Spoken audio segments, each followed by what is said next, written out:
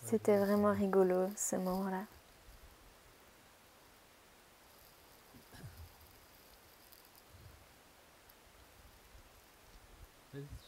Mais c'est vrai, vous voyez,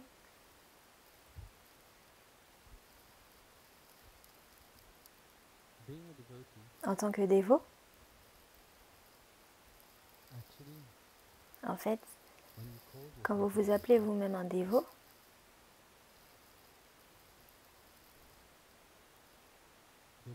votre vie change.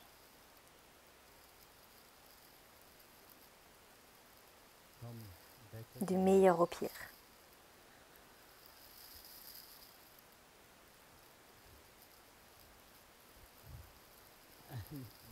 Et ça, vous pouvez le reconnaître, vous tous.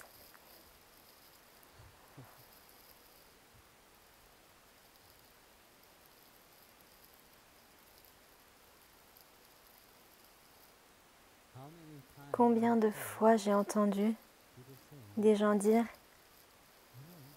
tu sais, ma vie était bien mieux avant.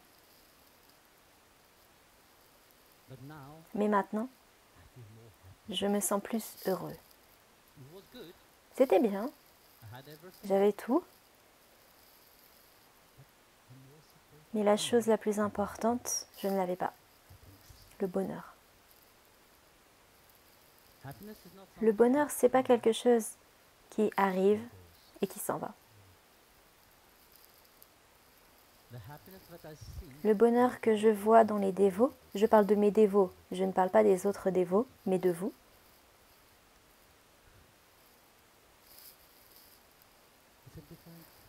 C'est un bonheur différent.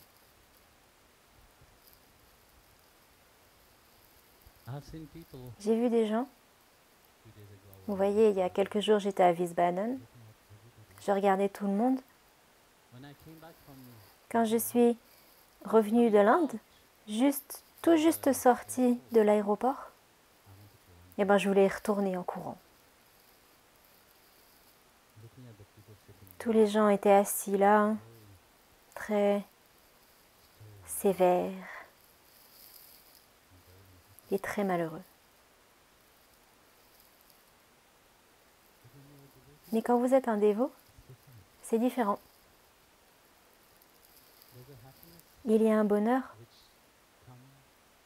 qui vient de profondément à l'intérieur. Un bonheur qui n'arrive pas seulement par votre initiation, que ça arrive, mais c'est par vous qui ayez la volonté de changer. Et ce changement-là, ce changement est désintéressé. Parce que personne ne pointe une arme sur votre tempe en disant « convertis-toi ». Personne ne vous dit « oh, vous devez être comme ci, comme ça ». Non, vous avez cette volonté de vous transformer, de vous changer. Et en raison de cela, c'est une réalité différente entre forcer quelqu'un à changer et avoir la volonté de changer. Quelle est la différence? La différence, c'est qu'en vous forçant à changer, ça ne va pas durer longtemps. Mais la volonté, je veux changer, ça va durer pour toujours. Parce que dans l'un, il y a un motif égoïste derrière, et dans l'autre, il y a un motif désintéressé derrière. L'un, vous le faites en étant égoïste. Parce que tout le monde porte un tilak, moi aussi je dois porter un tilak. Parce que tout le monde s'habille de manière fantaisiste, je veux aussi m'habiller de manière fantaisiste. Si tout le monde va au temple, moi aussi je vais aller au temple. Nous appelons cela un show.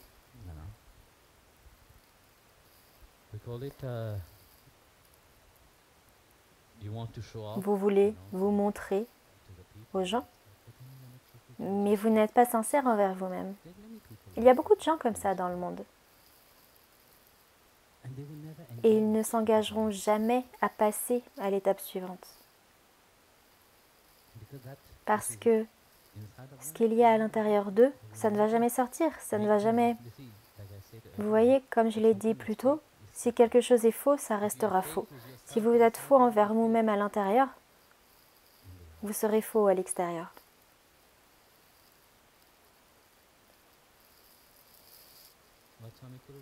Ce que disait Swami Guru plus tôt, vous voyez un dévot, quand je les ai envoyés à Varanasi pour trouver des dévots, et vous savez, personne ne devient dévot en un jour. Mais par contre, si vous voulez devenir un grand criminel, ça c'est vraiment facile.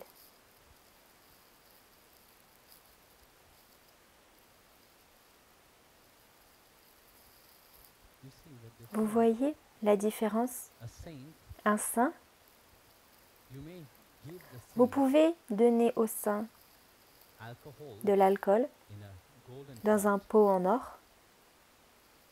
Si ce saint est sincère, il le jettera. Il ne va pas se préoccuper de l'or, de rien, mais ce qu'il y a à l'intérieur est contaminé. Si c'est contaminé, vous ne vous engagez pas là-dedans, parce que c'est contaminé. Comprenez ce dont il s'agit. De l'extérieur, vous pouvez vous embellir, vous pouvez être comme vous voulez, mais ce qu'il y a à l'intérieur, c'est ça qui compte. Bhagavan ne regarde pas à l'extérieur. Il est celui qui demeure à l'intérieur de votre cœur. Vous pouvez toujours faire semblant au dehors, autant que vous le voulez. Mais qu'en est-il de Bhagavan dans votre cœur? Qu'en est-il de Shriman Narayana qui est ici, à l'intérieur de vous? Est-ce que vous pouvez faire semblant avec lui? Non, vous ne pouvez pas.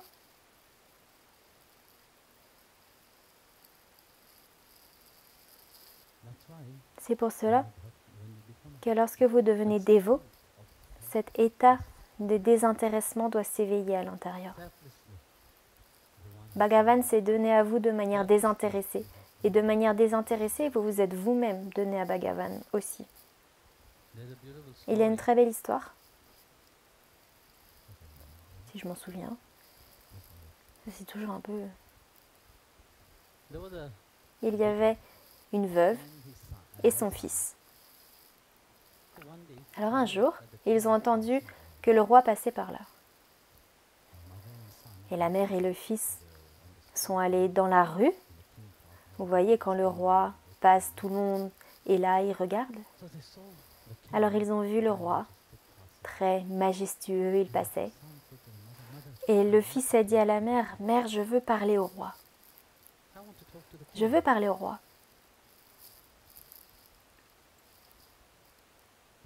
La mère n'a rien répondu et elle a juste souri.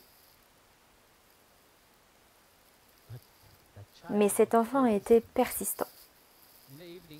Alors, au dîner, encore une fois, « Mère, je veux parler au roi, je veux rencontrer le roi. » Il était vraiment insistant, vraiment obstiné là-dessus.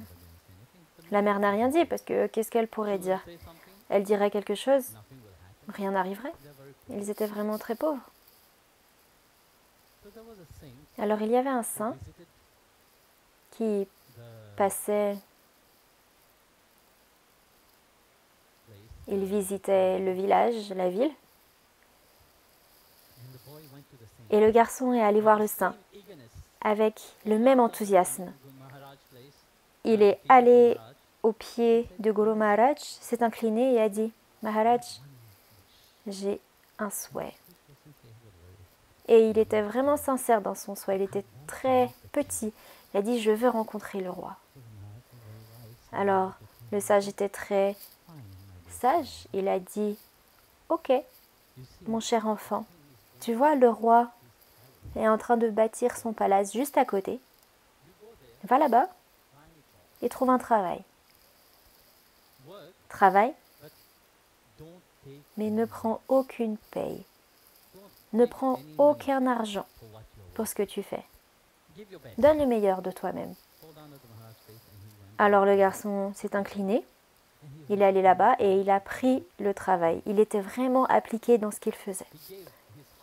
Il donnait tout son cœur. Et des mois sont passés. Chaque fois qu'il venait le payer, il disait non.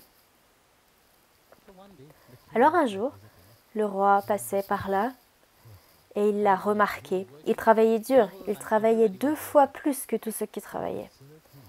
Alors le roi l'a observé et il a dit, il allait voir le ministre et il a dit, qui est cet homme?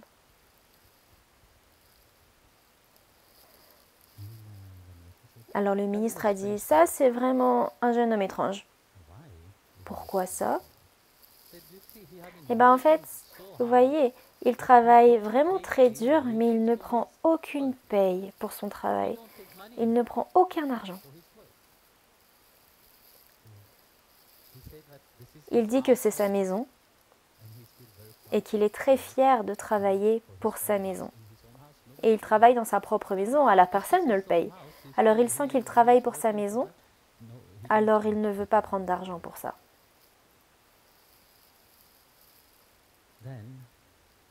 Alors, le roi a décidé de le rencontrer. Le roi est allé vers lui, il l'a appelé, et au moment où le garçon a vu le roi, il s'est incliné à ses pieds. Et le roi lui a dit, j'ai entendu que tu ne prends aucun argent pour ton travail, pourquoi? Il a dit, mon roi, je t'ai vu et tu m'as parlé. C'est ça ma paye, je ne veux rien d'autre. Des mois et des années ont passé, mais telle était sa détermination. Il ne voulait rien, il ne prenait rien du tout.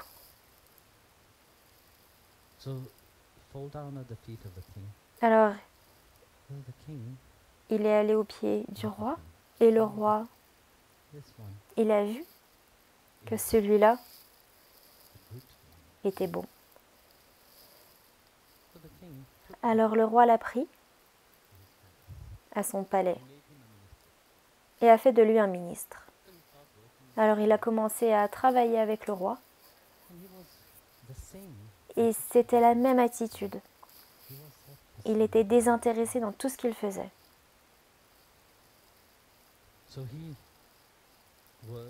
Alors il travaillait et plusieurs années après, le roi lui a donné sa fille en mariage.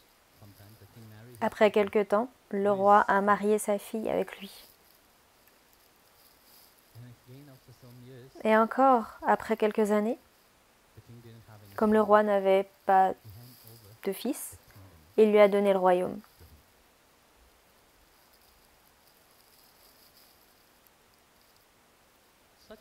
C'est une si belle histoire, n'est-ce pas?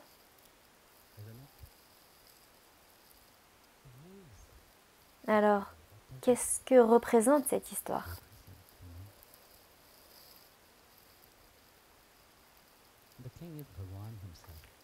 Le roi, c'est Bhagavan lui-même.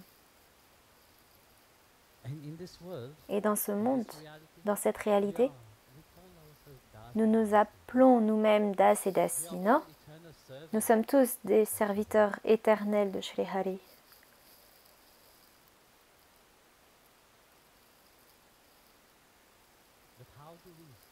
Mais comment le travail qu'on fait, notre sadhana, nos prières, notre chant, tout ça c'est le but, c'est le travail. Comment prions-nous? Est-ce désintéressé ou avec des motifs égoïstes? Les désirs du mental. Avec quelle attitude nous venons à lui?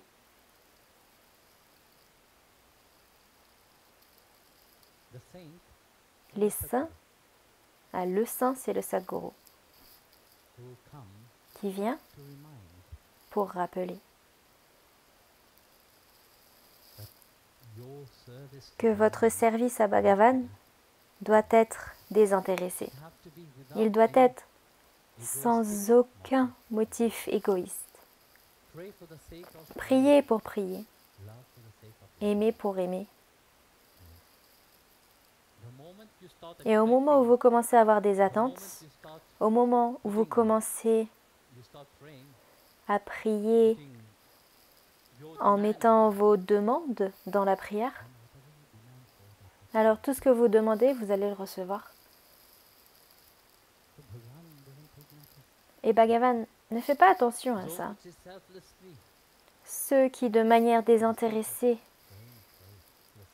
pour prier, prient, et pour aimer, aiment. Pour Bhagavan lui-même, pour le roi lui-même, ils veulent rencontrer le roi, rien d'autre, avoir un aperçu de Bhagavan lui-même.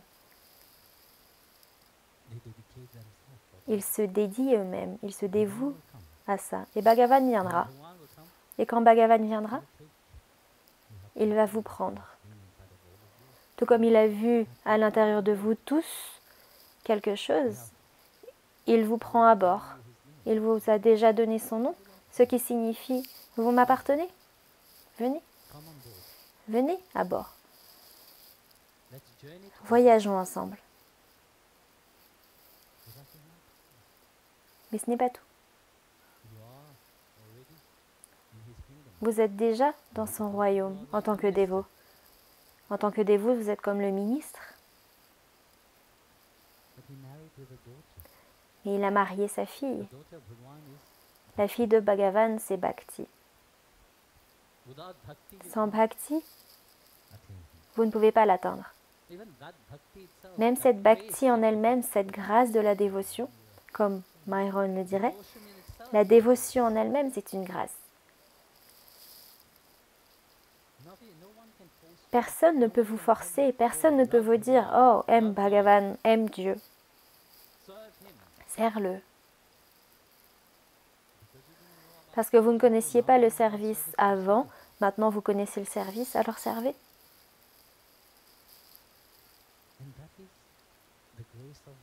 Et ça, c'est la grâce de Bhakti qu'il vous a donnée. Et enfin, il va vous donner son royaume. Ce qui signifie qu'il va élever ceux qui se sont donnés eux-mêmes à lui. Et il va les élever.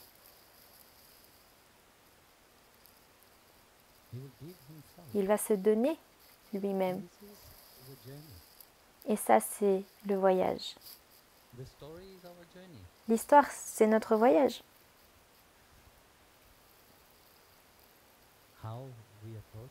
Comment on l'approche?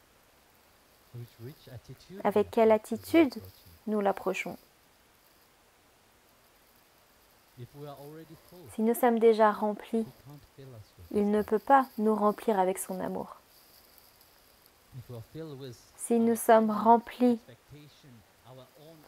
de notre propre arrogance, de notre propre fierté, comment est-ce qu'il pourrait nous remplir?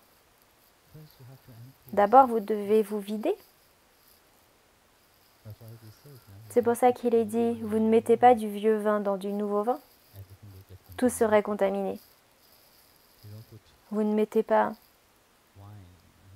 du nouveau vin dans une vieille bouteille. Tout serait contaminé. Alors tournez la page.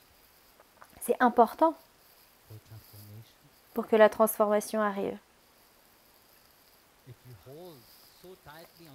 Si vous vous accrochez tellement à votre passé, c'est ce que tout le monde fait, ils s'accrochent tellement à leur passé, eh bien vous ne pouvez pas avancer.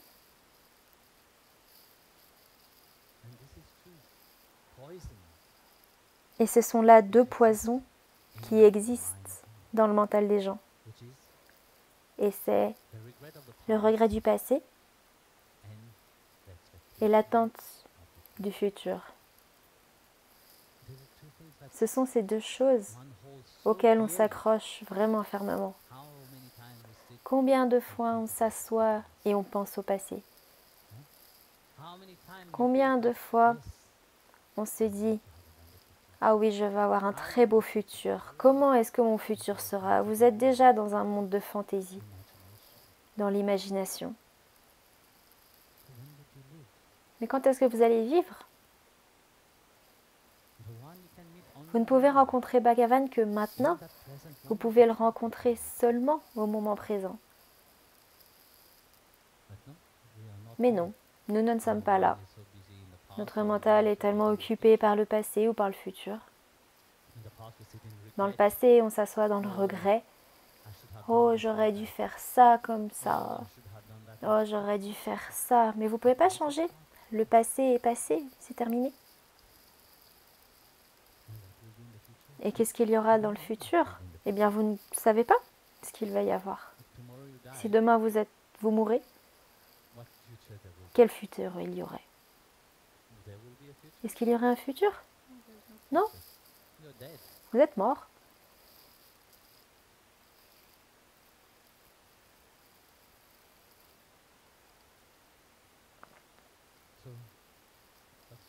C'est pour ça que c'est important qu'aussi longtemps que vous avez toutes vos facultés, aussi longtemps que votre mental fonctionne comme il faut, que votre corps est en bonne forme, faites de votre mieux pour dédier cela. Et à votre croissance spirituelle aussi. Grandir spirituellement, ce n'est pas juste abandonner le monde et courir dans un ashram, non. Où que vous soyez, faites de cela quelque chose de spirituel. Quoi que vous fassiez, infusez-le du même amour que quand vous êtes assis dans votre méditation et votre prière. Vous n'avez pas besoin de devenir paresseux à vous enfuir du monde et dire oui, je deviens spirituel. On voit ça. Pas dans l'ashram ici, parce que eux ils travaillent vraiment, vraiment très fort. Du matin au soir, il n'y a pas de moment pour s'asseoir et rien faire. Mais très souvent, les gens ils ont ça comme idée dans leur tête. La spiritualité, c'est juste de s'enfuir et s'asseoir Hare Om, Hare Om, Hare Om. Mais non, c'est pas ça. Quoi que vous fassiez, faites de cela quelque chose de spirituel. Quoi que vous fassiez, laissez Bhagavan courir vers vous. Avec un tel cœur, vous n'avez pas besoin d'aller où que ce soit. Il va venir de son plein gré. Au moment où il va percevoir, tout comme dans l'histoire, ce service désintéressé que ce garçon faisait dans son travail, eh bien le roi vient de lui-même. Vous n'avez pas besoin d'aller où que ce soit. Il viendra. Vous allez devenir un tel aimant qu'il devra venir vous voir. Et on le voit dans la vie des saints. Ils ont donné un exemple. Sabat Tamali en est un exemple. Pundalik en est un exemple. Et comme ça, il y a tellement de grands saints, juste par eux-mêmes, en donnant leur 100%, en priorisant. Prioriser, ça ne veut pas dire je fais ça et je ne fais pas ça. Non. La spiritualité, c'est pas quelque chose, une chose. Votre chemin spirituel, c'est pas une chose que vous pouvez prendre là. Oh, je vais mettre 50% là-dedans. Quelques jours, je vais pas le faire. Non, c'est pas ça. C'est tous les jours, jour après jour, dans tout ce que vous faites. Et vous trouvez Bhagavan dans ce que vous faites. Et c'est ça la spiritualité. C'est votre vie en tant que dévot. Votre vie en tant que quelqu'un qui est sur le chemin spirituel. Et vous allez voir que Bhagavan viendra, peu importe où vous êtes, il viendra de son plein gré pour vous rencontrer. Peu importe la manière qu'il utilise, il en a beaucoup des manières. Tout comme il est dit, si une fleur se trouve seule au sommet des Himalayas et qu'elle veut fleurir, s'épanouir, comment les abeilles, elles ne volent pas aussi haut là-bas. Elles mourraient Il n'y a pas d'abeilles là-haut pour polliniser la fleur. Il est dit que si tel était le cas, Bhagavan lui-même prendra la forme d'une abeille et viendra polliniser cette fleur. Alors Bhagavan, lui-même, il viendra de son propre chef. Et si vous devenez un tel aimant qui l'attire, alors vous devez vous regarder et regarder, vraiment voir. Quand vous vous appelez vous-même un dévot, quelle est mon attitude? Est-ce que je suis un dévot juste quand je suis devant Guruji? Est-ce que je suis un dévot juste quand je suis dans l'ashram? Non. Je suis un dévot même dans ma propre maison. Je suis un dévot dans mon travail. Je suis un dévot où que je sois. Vous ne pouvez pas être séparé de vous-même. Alors reflétez ça. Quand vous vous appelez vous-même un dévot, reflétez cette attitude de dévot, si je peux le dire ainsi,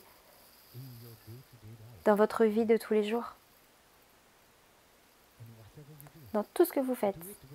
Faites-le avec la même attitude que si vous serviez Shri Hari Narayana. Et en faisant cela, vous allez inspirer les autres.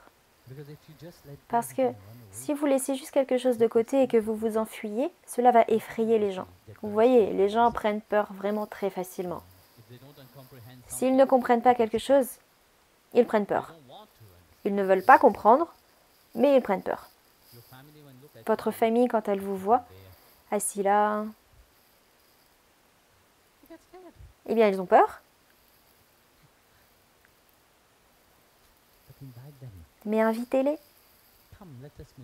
Viens, on va méditer un petit peu. Expliquez-leur ce que vous faites. Sinon, vous êtes juste une personne complètement folle, assise ici, et ils ne comprennent pas ce que vous faites. Alors, engagez aussi votre environnement avec vous. Si vous essayez d'être égoïste, bien sûr, tout le monde va être contre vous.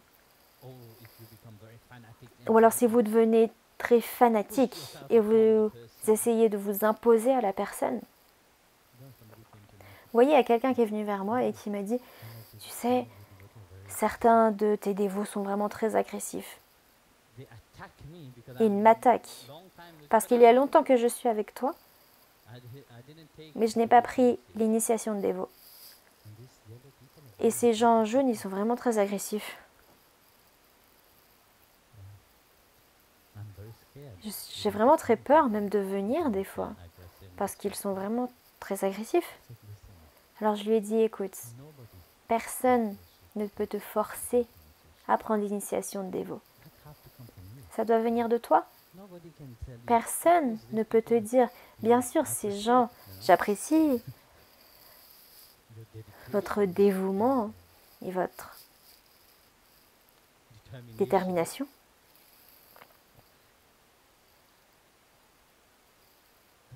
Mais ce n'est pas la voie, ce n'est pas la manière de faire.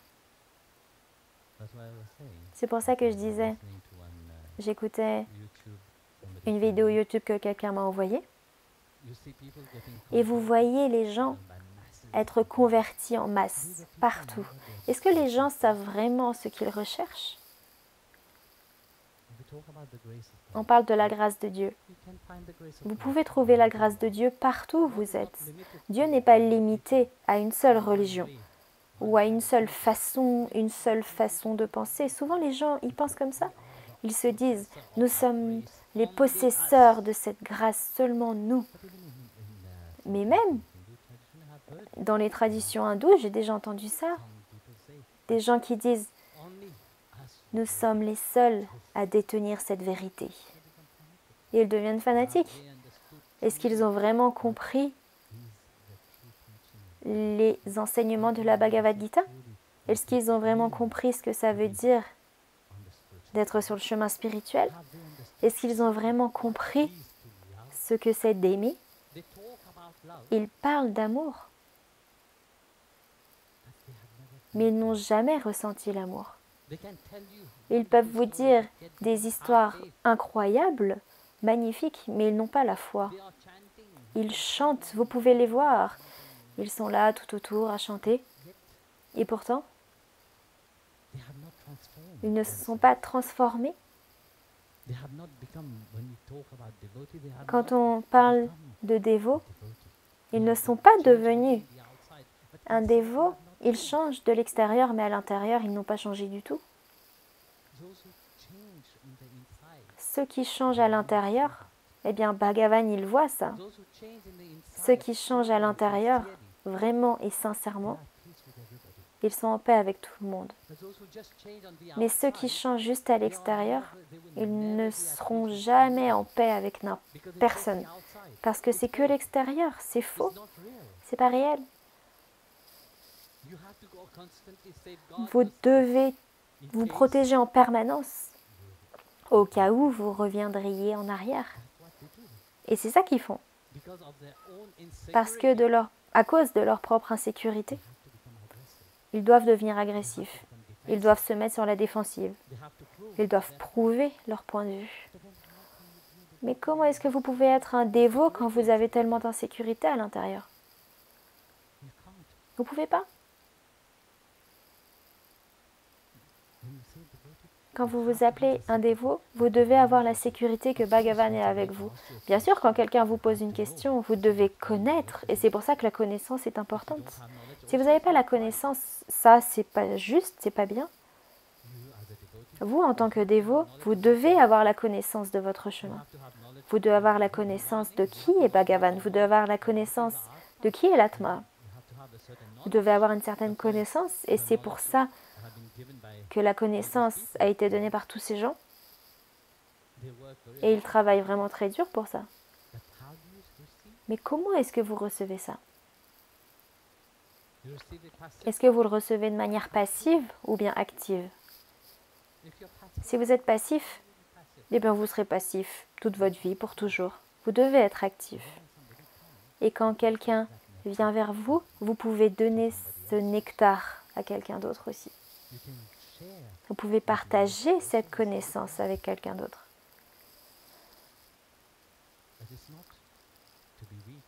Mais il ne s'agit pas d'être faible, il s'agit d'être fort dans votre effort, d'être fort dans votre chemin, d'être fort en vous-même.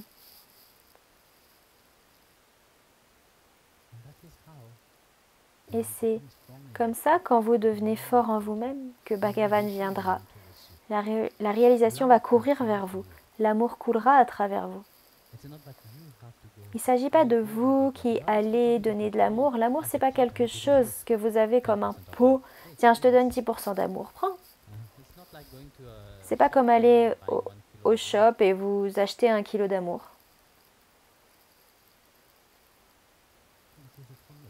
Non, c'est une plénitude. Et c'est ce que dit Bhagavan. Partiellement, je ne l'accepte pas. J'accepte en entier la plénitude. Jai Gurudev.